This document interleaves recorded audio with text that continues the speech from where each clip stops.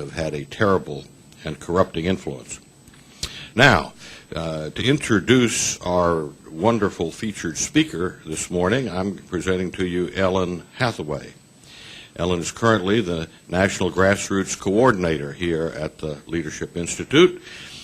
She recently managed online contributions for the Tancredo for President campaign and served as a local events coordinator for that campaign in Northern Virginia.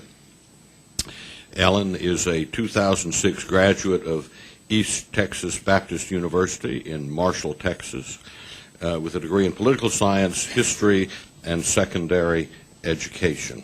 Ellen?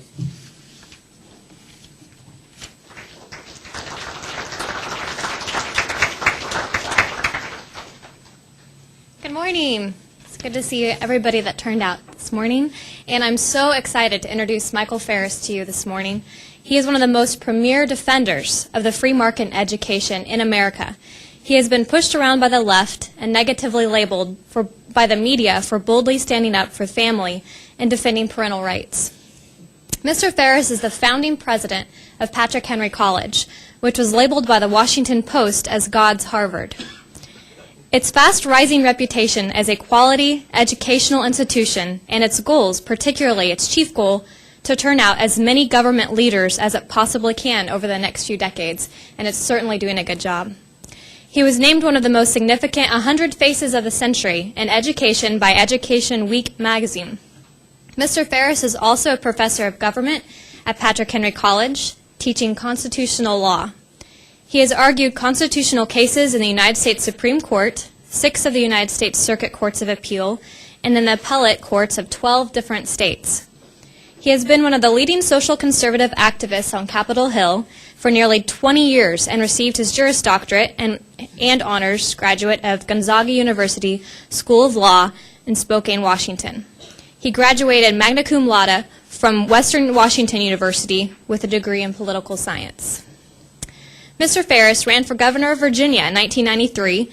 He's the chairman of the Madison Project, a political action committee, and he's also the founder of Generation Joshua, an organization for the mobilization of Christian youth to participate in politics and get out the vote. Michael Farris has directly impacted my personal life as well as thousands of others. Due to less than par circumstances in the public school system, imagine that, growing up, my family made the decision to homeschool early in my life.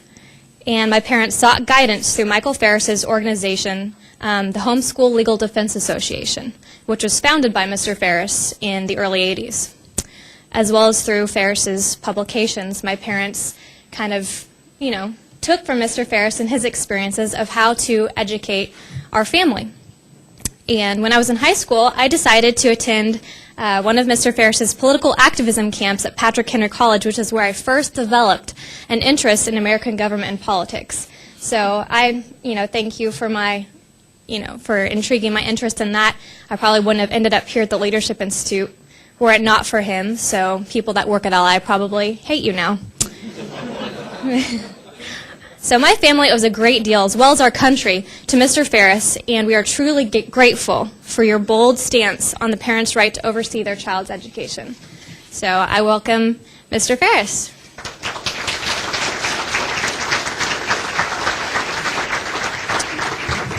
Thank you very much for that very generous introduction. Two small corrections. One, I was running for lieutenant governor, although I had in mind maybe doing it down the road. The other thing is I'm certain that everyone at the Leadership Institute loves me because of your presence here. So that is the more important correction of the two. It is great to be with you. I have 3 students from Patrick Henry College that drove down, fought the traffic with me this morning. If you all young men will stand up back there. We glad they were able to come. I have been friends with Morton for about 30 years now, approximately. Well, not quite, but close, getting really close. We're within a day or two of the 25th anniversary of Homeschool Legal Defense Association. And so for the vast majority of that time, I have known and appreciated Morton. And I've learned many things from him over the years, not the least of which is the importance of being involved with young people. And so two of the activities that I do, in addition to the ones that you heard, is I coach the Moot court team at Patrick Henry College, which is legal debate. It usually is a law school level activity, but we do it at an undergraduate school. And there's about 60 or 70 colleges and universities in the country that are active in the American Collegiate Moot Court Association. And for 7 years in a row, we have won more trophies at the national tournament than any other college in the country. Each and every one of those years, not just the 7 years combined, but one of the years we actually won as many trophies as all the other teams in America combined. This year we didn't win the national championship, but we got 2nd, 3rd, 4th, 5th, 6th, and 7th. So out of the top 8 teams in America, 6 were from Patrick Henry College. So we're doing okay. It is the other activity that I'm involved in is a group that I call Tyndale's Plowmen. The reason I call it that is because I believe that William Tyndale deserves credit for the freedom of this country and the freedom of Western civilization far more than is recognized. The reason that we have the freedoms that we have today are based on religious freedom. Religious freedom was the entree for all the other freedoms that followed after it.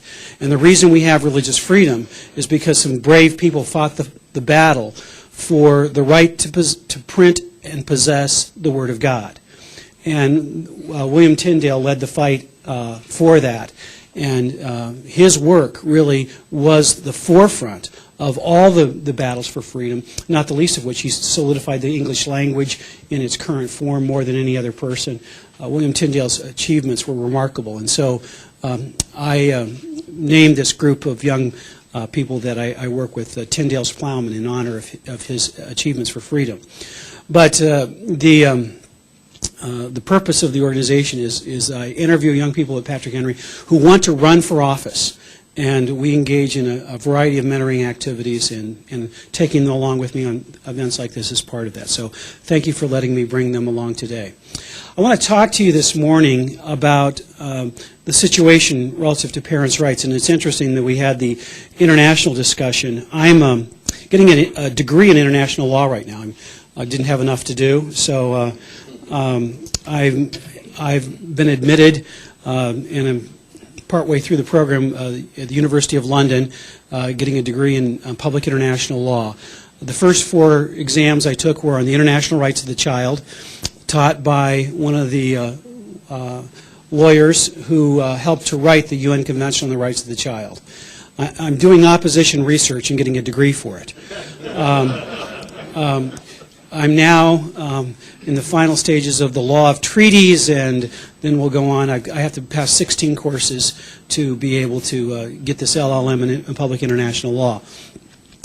The reason that I decided to do this, the chief reason, is that I see the threat of international law coming against our country, and we needed some more people on our side of the issue who knew the nuances of what's going on. And I knew enough about the international rights of the child to be invited by Purdue University about 2 years ago now to go there and debate. It was a forum, but in format, but it turned out to be really a debate. And I was the conservative, and the lead spokesman for the other side was a professor, woman professor from, it was in either Nova Scotia or Newfoundland, one of the maritime provinces, and she is on the enforcement committee for the UN Convention on the Rights of the Child from Canada. And so we were kind of the facing off on that, and I wrote a scholarly paper on the UN Convention on the Rights of the Child, and Purdue is publishing it, and so on.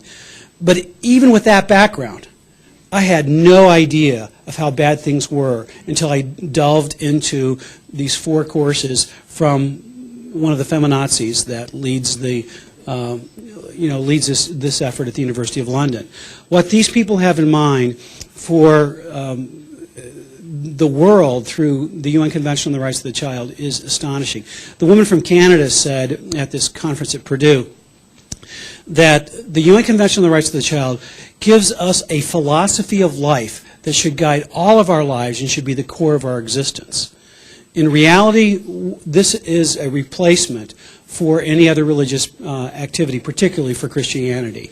It is amoral, coercive international socialism is the core of the international human rights movement, because what they believe in human rights is that there are 5 sectors of human rights. Civil and political rights, that's 2, civil and political, and we would agree with about 85% of the goals that they articulate in civil and political rights: due process, equal justice, no discrimination on race, etc. About 85% of the goals. We'd agree with almost none of the methodology of achieving those goals, which is they don't care about self-government. They want to coerce nations to adhere to the international standards, whether they're willing to or not. And that's just simply absolutely inconsistent with the principles of self-government. But in addition to the civil and political rights, there are economic, social, and cultural rights. And the theory of human rights law is that all the rights are indivisible, and that if you don't have economic rights of a socialist sort, you really don't have civil rights and political rights. And they're willing to sacrifice some civil and political rights to achieve their economic and social rights. And so in the progress of this whole mass of rights, it's just interesting that one of the comments in the book is that the nations that do the best in achieving these rights and distributing the resources fairly have the least resources to offer the people, and we must depend on others to achieve it.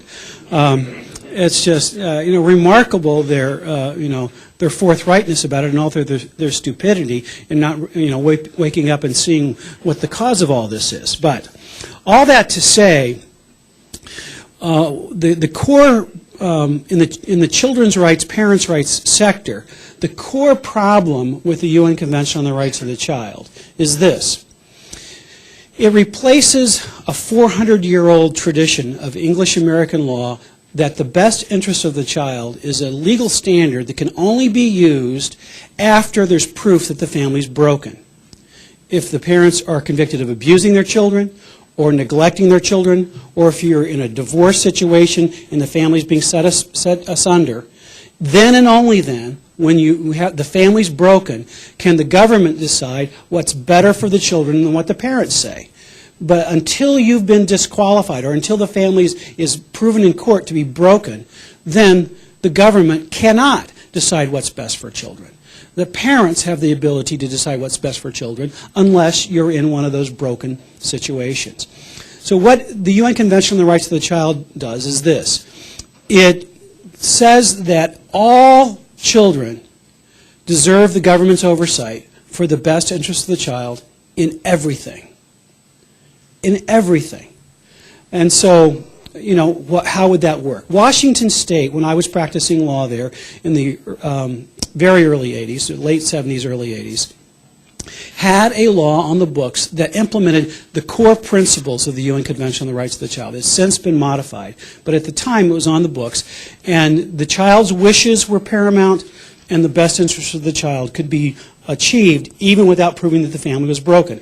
And there were 2 cases that illustrate the problem. One I handled, and one I tried to clean up the mess a little bit later, but let me tell you them in that order. First one is a 13-year-old boy who decided he didn't want to go to church as often as his parents wanted him to go to church. He was taken to church Sunday morning, Sunday night, and to his Wednesday night prayer meeting. He was willing to go to church Sunday morning, but not the other 2 times. And he complained to the counselor at his public school about his church attendance, and the public school counselor called in the social workers, and they removed custody of the child on an emergency basis because the parents were not listening to the wishes of the child. And I tried the case in the emergency hearing that was held. There's a 72-hour process. They can seize a child where there's a true emergency. This isn't an emergency, folks. If this is an emergency, literally, God help us. Nonetheless, I tried the case, and there was not a single allegation that the parents had done anything wrong. The only issue was a dispute over church attendance. And the judge, at the end of the hearing, said, I think that once a week is enough church for any 13-year-old boy. And if that's his son, fine. I'd like to pick the church for the judge, but if he's, because if he's going to tell the other families how often they should attend church, let somebody else, dictate to him and see how he likes it. And so that was the ruling. And I was doing the case for free. I was heading a nonprofit legal foundation at the time, and so it wasn't a financial reason the family broke down and gave in. They were simply afraid of losing their son, and so they caved in, and the case didn't go any further than that. At about the same time, the Washington State Supreme Court had a case involving a 13-year-old girl. This girl, her parents found out that she was smoking marijuana and messing around with her boyfriend inappropriately, and they grounded her. The courts eventually ruled that the parents' rules were reasonable and their method of enforcement of the rules were reasonable. But nonetheless, because the parents weren't listening to the child's wishes, and for the best interest of the child, they removed the custody of this girl from her parents and put her in foster care. In 1994, this 13-year-old girl was now in her late 30s, and she testified on my behalf at a Senate hearing on parents' rights, saying that the thing that Washington State should have done was to tell her to go home and obey her parents. And instead, they put her in foster care, and she ended up on the street and had a very difficult number of years as a result of the quote-unquote help from the Washington State Department of Social Services. Those two cases give you dead center what will happen to this country if we have the UN Convention on the Rights of the Child binding upon our country. Because the issue will become what is the best interest of children, and more importantly, who decides? Who decides? And I don't worry about the International Court of Justice. It frankly doesn't have jurisdiction over the UN Convention on the Rights of the Child. I worry about the United States court system because they will use international law to decide American cases. And so it's the law that controls that's troubling, not who the judges are. Because judges are judges, and whether they're international judges or American judges, if they're using international law to determine the issues of disputes between parents and children, we're in deep trouble. And, so what's the possibility of this happening? Well, they're very strong. One federal judge in New York, Jack Weinstein, has on two separate occasions, both involving illegal aliens, by the way, and the theory under international rights of the child is that a child who is born, for example, in the United States, we have birthright citizenship, has a human right to not be forced to choose between living with his parent or living in his native land. So if a child of an illegal alien is born in the United States, he's an American citizen, this is his native land, and if we deport his parent back to Mexico or someplace, then that child is being torn between his native land and his parents. And Judge Weinstein, in those kind of cases, has held that the UN Convention on the Rights of the Child is already binding on the United States under the doctrine of customary international law. Customary international law used to be known as the law of nations, but it's been, like a lot of traditions of the Founding Fathers era, been perverted. And the law of nations now means the law that's practiced by most of the nations in the world. And since most of the nations in the world, in fact all except Somalia in the United States, have adopted the UN Convention on the Rights of the Child, then it's not crazy, if you buy into that theory, to conclude that the Convention on the Rights of the Child is customary international law, and under that theory would be binding on the United States, even if we haven't ratified it. That's the nature of the theory. That's what happens in international law. Well, what do we need to do to stop all this?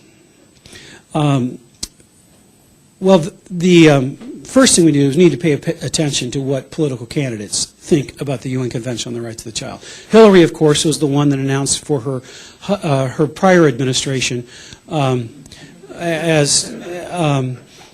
that when the United States signed the UN Convention on the Rights of the Child, she made the public announcement because she had worked on it for so many years through the Children's Defense Fund that she deserved the right, and in a sense it really was her project, and so in fairness she was the one that got to announce it.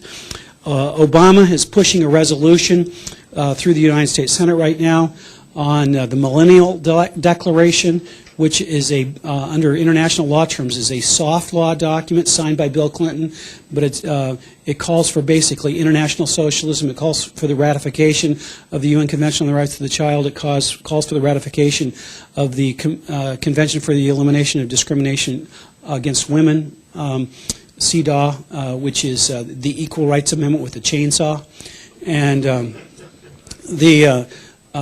so you can tell where Obama's coming from. John McCain was a supporter of the UN Convention on the Rights of the Child for a number of years until Homeschool Legal Defense Association beat his brains out in 1994, and he changed his position to neutral. Jesse Helms introduced a resolution that year condemning the UN Convention on the Rights of the Child. John McCain was not a co-sponsor of the Helms resolution. So when you see the remaining three presidential candidates with that history, we're not talking about something that's an idle threat.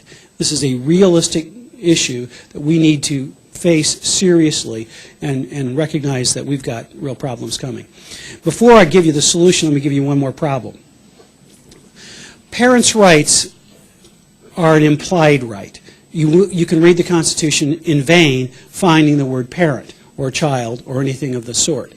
The Supreme Court in the 1920s, the leading case is Pierce versus Society of Sisters, which was decided when the state of Oregon decided to ban all forms of private education.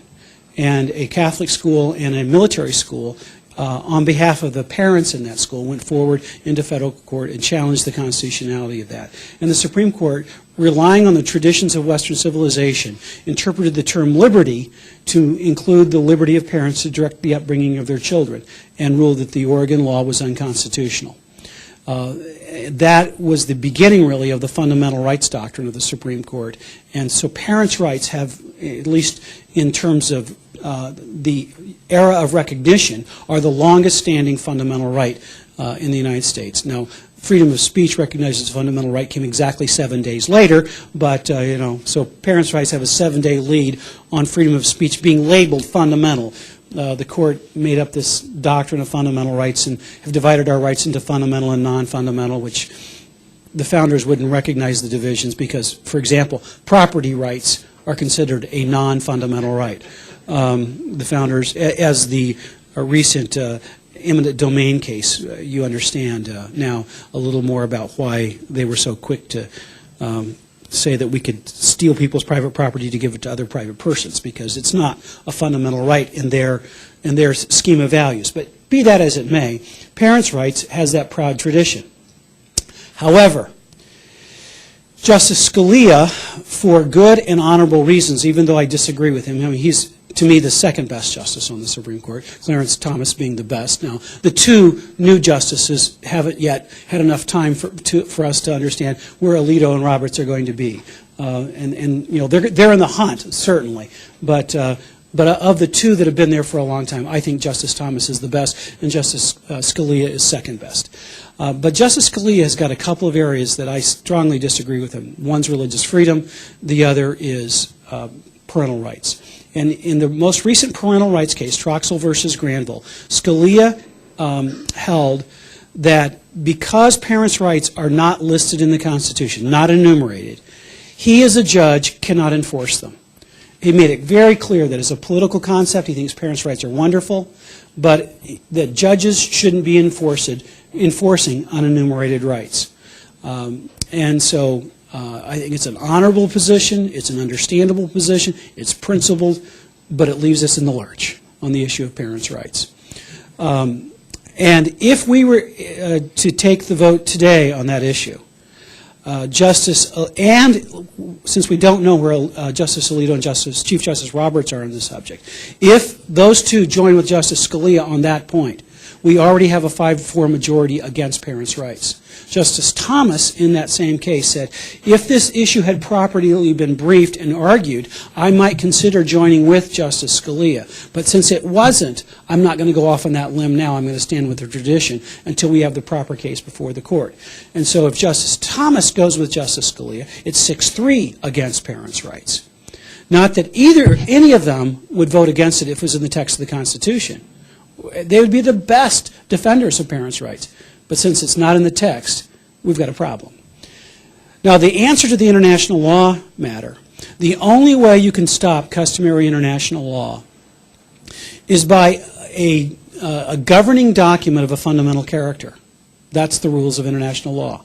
Well, there's only one thing that qualifies, and that's the Constitution of the United States. State law won't do it. State constitutions won't do it. Federal statutes won't do it. The only thing that stops international law from controlling our country in an area such as the UN Convention on the Rights of the Child is the Constitution of the United States. And so the answer to this question is we need a constitutional amendment on parental rights. A constitutional amendment is the hardest thing to do in American politics. It is by far the hardest thing to do. It is harder than running for president of the United States, which is a difficult task. But this is more difficult. The only thing that is possible to do to achieve a constitutional amendment is to have a grassroots army that will push for a constitutional amendment, provided that the American public, at least in conceptual basis, agrees with you on the basic idea at about 2/3 to 3/4 of the population. If you poll the issue of parents' rights, the American public, it polls out over 80%. The vast majority of people conceptually agree with the general principles of parents' rights. So we pass that score. Is it the right thing to do? Which should be the first question. I just got a little bit out of the order. Of course it's the right thing to do to protect parents' rights. And then, so what's necessary then is to build the grassroots network to do it. I'm convinced, and I've convinced at least 30 members of Congress that I'm right on this point, that I've talked to 32 and 30 have agreed. The other 2 are still thinking about it. Nobody's said no. That if we have 10,000 people in 80% of the congressional districts of this country who will, on a as-needed, semi-regular basis, contact their members of Congress and both in the House and the Senate and say, we want the Parents' Rights Amendment, and you have 10,000, 80% of the districts, that you can bludgeon these people into doing the right thing. It polls well. There's not a natural constituency against it. It's not like the same-sex marriage issue where you've got the homosexual community as a natural opponent. There are interest groups, of course, that will oppose this. The National Education Association will oppose it. The American Library Association will oppose it. Frankly, any group that supports the UN Convention on the Rights of the Child will oppose this. By the way, I snuck into a meeting last April held in the Senate of a group planning to push the ratification of the UN Convention on the Rights of the Child. One of the graduates of Patrick Henry College was on an email loop that got the invitation. She sent it to me. I dressed in all black from head to toe, and black cowboy boots and black pants, black turtleneck, black leather jacket. And I told him I was a graduate student from London in public international law. Can I come in the meeting? And they said, sure. It wasn't a lie. It was absolutely true. Somebody told me that I wasn't a real liberal because the leather jacket was real leather.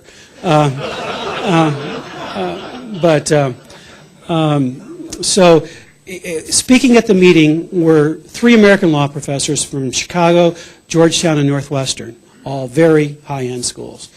And also the law professor from Holland that he'd just retired as a several-year stint as the chairman of the group that the Convention on the Rights of the Child Enforcement Committee is called the Committee on the Rights of the Child. And so, he was the head international dude on this. It was a very expensive conference to put together in the Senate. They had 100 mostly Senate staffers there. These people are serious, they're in dead earnest, and they're making plans to push for ratification right after this election. We have got to build the grassroots network. I've launched a new organization called parentalrights.org. That's the whole name. Like, you know, we're learning from the left, moveon.org. You know, the name of the organization is parentalrights.org. And so what we're asking people to do is to go to the website and become citizen co-sponsors of the amendment. And by citizen co-sponsor, what a person's promising to do is to call their congressmen and senators when the time comes. And when we succeed on that level, then they'll call their state legislators when the time comes. And so that's what it means to be a citizen co-sponsor. And so I want to encourage all of you to go to that website and become a citizen co-sponsor of the Parental Rights Amendment. So to go to parentalrights.org. We've got some flyers here that we'll have at the door as we leave today. I have the young man with me. I've got some palm card type, you know, they're big palm cards really, but you all will recognize them. I have some text of the amendment. Just briefly, the text of the amendment has 3 sections. And the first 2 sections are taken basically word for word from the U.S. Supreme Court. Because what we're trying to do conceptually is take current constitutional law on parents' rights at the Supreme Court level. The lower courts are all messed up on this, but the Supreme Court has gotten it right consistently over time. And so we're taking Supreme Court cases and using them as close to word for word as makes grammatical sense in a constitutional text. And using that as to solidify and put in black and white the implied rights that are already recognized. So we're not trying to change the law, but we're trying to freeze the law and make it permanent, much like the Bill of Rights. They weren't trying to change those principles, but to freeze the principles into a permanent position. And so the first section just simply says that the liberty of parents to direct the upbringing and education of their children is a fundamental right. The second section makes it clear that parents' rights are not an absolute right, because if you use the term fundamental, all constitutional lawyers know it doesn't mean absolute. It means that the government can override it in appropriate cases, including child abuse prosecutions. And so the left will say, what you're trying to do is protect child abusers. And we'll say, no, we're not. Read Section 2. And we took Section 2 word for word out of Wisconsin against Yoder, which says that when the government's interests are of the highest order and not otherwise served, and they prove that it's necessary in a particular case, then they can override parental rights. So there's an evidentiary requirement, and the interests have got to be at the highest level, which essentially is child abuse and neglect, that sort of thing, that would be able to override parental rights. And the third section is new. It says international law stay out. And so, you know, it's written to say international law cannot apply, can't modify. It just has, it's a complete exclusion of international law from this whole sector of law. And so that's the 3 sentences of the Parental Rights Amendment. I'd be glad to answer any questions for just a minute or 2, and then I need to turn it back to Morton. Yes, sir. Oh, we're going to get a microphone. Okay. And then we'll have one over here. Okay, just a second. Yes, sir. Yeah, can I change subject You may. just briefly? Yeah. With our increasingly diverse population, what does freedom of religion mean anymore? For example, religions whose extreme elements say that we should kill non-believers. Right. Could you all hear that? Okay. Well, religious freedom has never meant, you know, the ability to violate the common law crimes that were recognized as common law crimes at the time of our country, which includes murder and other things. And so the people that articulated the principles of religious freedom, I'm thinking right now of a graduation speech at Brown University in 1774. The person there arguing for religious freedom, which had not yet been adopted really any place outside of Rhode Island at that point in time, you know, made it clear we're not talking about doing crimes in the name of religion. And so whether it's you know, any of the common law crimes, you know, murder, sexual crimes, whatever, cannot be done in the name of religion, and that would be a legitimate use of religious freedom. You can't say it can be any crime, because anything can be made a crime. It can be made a crime to teach your kids at home. It can be made a crime to spank your kids. It can be made a crime to refuse to hire a woman pastor when your church believes that it should be only men as pastors. So the way that I say it, using the Founding Fathers era, if it was a crime at common law, religious freedom was not intended to override that. Yeah, Mike, thanks. Jack Yost. Expand on your observation on the case that you worked on in Washington State. Was it your recommendation to the family to continue to fight even though there was a risk, small risk, of losing the child? And was it your recommendation that they continue to fight? And second, is that now part of case law that can now be cited back as a justification for separating the child from the family? My recommendation to the family at the time would have required me to go get a stay of the order from the appellate court pending the appeal. I wouldn't have been comfortable, because it's going to take several months. I would not have been comfortable on their behalf leaving their child in foster care for those many months. My recommendation, frankly, would be for them to leave the state. Get their child back, let things simmer down, and then move. But fortunately, it cannot be cited because in Washington State, the Superior Court decisions are not reported, and so it was a one-shot deal. Beyond that, it was a juvenile court matter, so it's confidential. I can't reveal the names of the clients, but I don't remember them anymore. It's been so long ago. It was in the early '80s, so we're talking 25 years or so. So, yes, sir.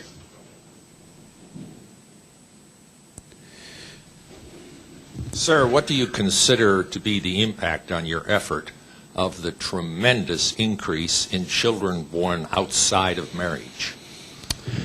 Well, of course, the problem of fatherlessness, which is really what that boils down to, is one of the most dangerous things in our society.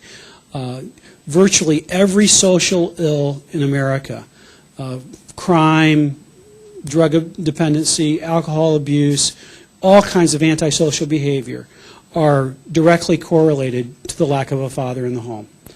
Doesn't mean one for one, either for or against. There are people with two-parent homes that do those things, but nonetheless, it is an incredibly important factor. But nonetheless, the Constitution is a question between the government versus the citizen. Because we control the behavior of private citizens through statutory law. We control the behavior of the government through constitutional law. And if it's between a single mom and the government, I still am on the single mom's behalf.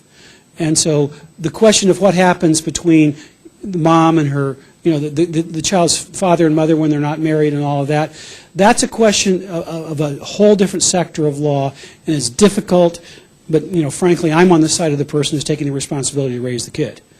But be that as it may, it is a separate sector of law, and our issue today is, are we going to make sure that parents who want to raise their children are not interfered with by the government? All right, that's probably all the time we... Okay. Do you have a question there? Yeah, okay. I was just wondering, what's the time frame on this proposed amendment?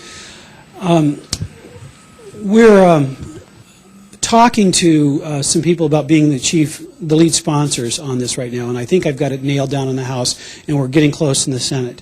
Probably going to be, I want it to be publicly filed with a lot of co-sponsors. We could file it today with 20, 30, 40 co-sponsors. But when it hits the House, I want there to be a good number, at least 100 co-sponsors, so that people say this is a serious effort from the word go. That number in the House, I don't know what would be considered serious in the Senate, but a serious number in the Senate as well. And so we're working on that. I would expect that it will be filed close to the elections this year or immediately after. I have no illusions that this election is going to do us any favors. Of course, the President doesn't have anything directly to do with the constitutional amendment process, but it gives you a measure of the times that we live in. And so I'm not looking forward to November's results at any level. But, God's a big God, and things can happen, and, America's a resilient place. We've lived through those difficult times before. I think and believe that we will recover from whatever difficulties we find in the nearer future than it took us the last time to regain control. 40 years of Democrat rule was a long time, but I don't think we'll be under that. I think we'll find our way and stand back on the principles that the conservative movement was founded upon and get on the right track again. But it's not going to be tomorrow. But nonetheless, in 1994, when the Democrats were still in control of Congress, and George Miller introduced a bill that would require every teacher in America to be certified in every course that they teach, which would kill the homeschooling movement. In 8 days, we got 3 million phone calls. That's Newt Gingrich's count. 3 million phone calls to Congress. And we lost before the phone calls, we lost a straight party line vote on the issue in the House Education Committee. And 8 days later, on the floor of the House, we won 422 to 1 on the Dick Armey Amendment.